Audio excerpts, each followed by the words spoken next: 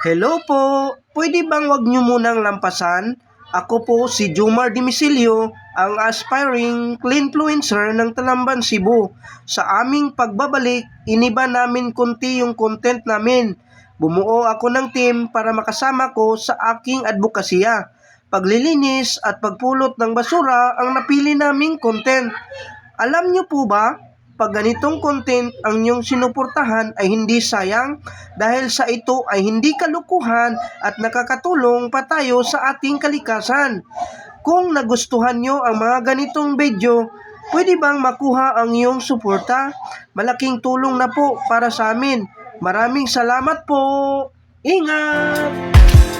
Ayaw undang sa pagpaningkamot, kay imurang makabot sa imong kapalaran.